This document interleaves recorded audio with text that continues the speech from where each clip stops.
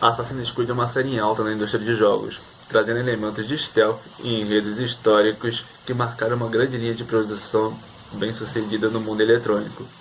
Mas antes de embarcarmos neste mundo, deixe seu joinha aqui embaixo que ajudará muito o canal. Assassin's Creed começou lá atrás, em 2007, e foi desenvolvido pela Ubisoft, empresa de jogos que traria grandes outros sucessos, como Tom Clancy's Far Cry, Watch Dogs, entre outros. A empresa é francesa e hoje ela é avaliada em mais ou menos 8,12 bilhões de dólares. O primeiro jogo da série foi desenvolvido por uma subsidiária da empresa, a Ubisoft Montreal, localizada no Canadá. O jogo se passa em duas épocas diferentes, entre o ano de 2012 e lá no passado, no século XII. O jogo então começa em 2012, onde nosso personagem principal é sequestrado e levado a uma indústria chamada Abstergo, onde ele é apresentado ao projeto Animus, e isso vai ser base para praticamente todos os jogos da franquia. Mas o que era o Animus? O Animus é uma máquina que faz referência a Matrix, que pode retirar a memória do usuário, permitindo que o usuário reviva essas memórias como se ele estivesse lá. E o nosso personagem, o Desmond, foi escolhido para o projeto devido ao fato dele ser descendente direto de Altair, um membro da Ordem dos Assassinos, durante a Terceira Cruzada da Terra Santa, o que faz o jogo nos levar ao ano de 1191. E aí vamos para a parte histórica. O que foi a Terceira Cruzada? Também denominada a Cruzada dos Reis, chamada assim pela participação de três grandes soberanos da época, que são eles: Felipe Augusto, o rei da França, Frederico Barba-Ruiva, do Império Romano Germânico, e Ricardo Coração de Leão, rei da Inglaterra. E essa era a Terceira Cruzada, em busca da conquista de Jerusalém. Então de um lado tinham os Templários e do outro o Credo dos Assassinos, que será um tema recorrente em toda a franquia praticamente. E esse é o grande diferencial de Assassin's Creed. Tem uma base histórica entrelaçada no enredo. Em todos os games nos deparamos com figuras históricas, alguns deles aparecem brevemente e outros de maneira mais decorrente. Como em Assassin's Creed 2, nós encontramos Leonardo da Vinci, uma das maiores mentes que já pisaram na Terra. Ele era cientista, matemático, pintor, engenheiro, músico, escultor, botânico e poeta.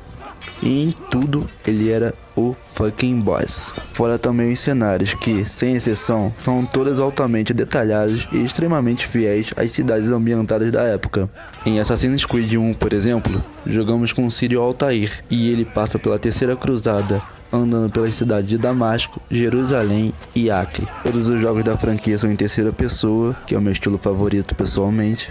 E como o jogo é em stealth, é possível se misturar no meio das pessoas comuns das cidades para se camuflar e assim passar despercebido pelos guardas e outros inimigos. Era um elemento inédito e que caracterizou a jogabilidade da franquia em títulos futuros. Mas qual era a real motivação para a indústria Abstergo voltar ao passado? A Abstergo era uma fachada para os Cavaleiros Templários atuais. Eles queriam descobrir a localização dos Pedaços de Éden, artefatos antigos de grande poder.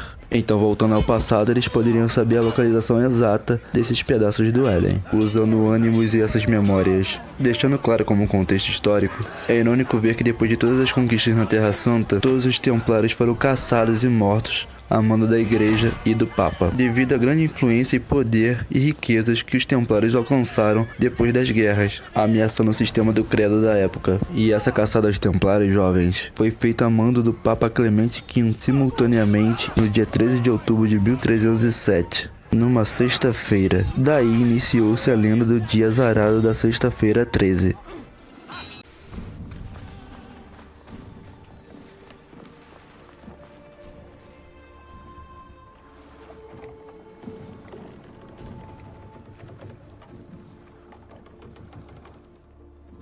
Indo agora para o segundo jogo, que se passa na Itália, no período renascentista, Assassin's Creed 2 foi lançado em 2009, e assim como para os consoles de PS3, Xbox 360 e também para PC. Ainda jogamos com Desmond, e com a ajuda de uma amiga que faz parte da Ordem dos Assassinos, Lucy, ele consegue fugir da Abstergo. Para impedir os planos dos Templários de conseguir os fragmentos, Lucy e seus companheiros desenvolveram o Animus 2.0, onde nosso personagem deverá usá-lo para entrar na pele de seu outro antepassado, Ezio Auditore. Daí então vamos para Florença, na Itália, atrás de mais respostas sobre os artefatos do Éden. Ezio era um jovem nobre, mas sua família foi acusada de traição, tendo o pai e irmão assassinados. Ezio foge e descobre que seu pai fazia parte da Ordem dos Assassinos, tendo como responsável pelo seu assassinato os Templários. Enquanto Altair era frio e calculista, Ezio é totalmente diferente. Ele é emotivo, engraçado e galanteador, dando um carisma muito maior ao personagem.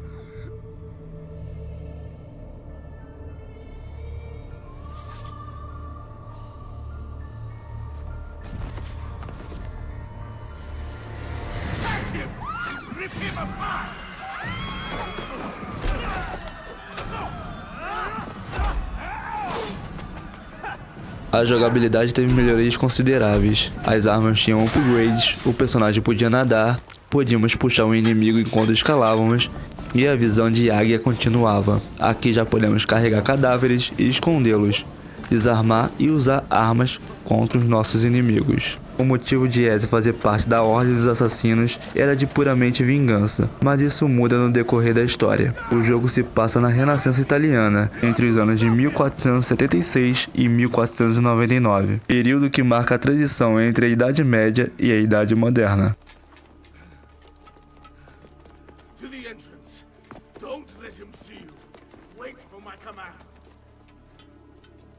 Entre os grandes nomes da época estavam Leonardo da Vinci, Michelangelo, Rafael Sanzio e não eram as tartarugas.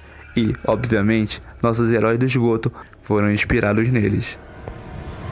No jogo podemos ver também médicos usando vestimentas estranhas, com máscaras e tudo mais. Isso se deve à grande pandemia do século XIV, a peste negra, matando milhões de pessoas na Europa. Para se protegerem, os médicos usavam longas capas pretas e máscaras. E dentro dessas máscaras havia pétalas de rosas e ervas, já que na época os médicos acreditavam que o cheiro poderia ser um meio de transmissão da doença. Diferente de Altair, que cortou o dedo para usar a lâmina de assassino, Ezio não precisou fazer tal sacrifício, graças ao upgrade de Leonardo da Vinci para a lâmina.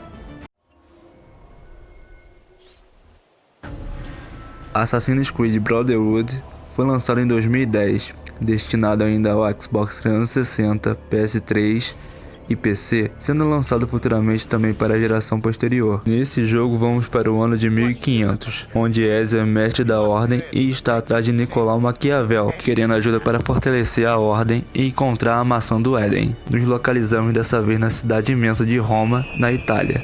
Ali podemos recrutar pessoas para a Ordem dos Assassinos, salvando gente prestes a ser executada e etc. No jogo, ao recrutar pessoas, elas podem nos auxiliar a atacar nossos inimigos, o que torna o jogo muito mais fácil. Também a partir de Brotherhood foi adicionado o modo multiplayer, o que se tornou febre na época. Basicamente no game teremos que reconstruir Roma, onde está caindo em ruínas graças ao governo corrupto dos Templários.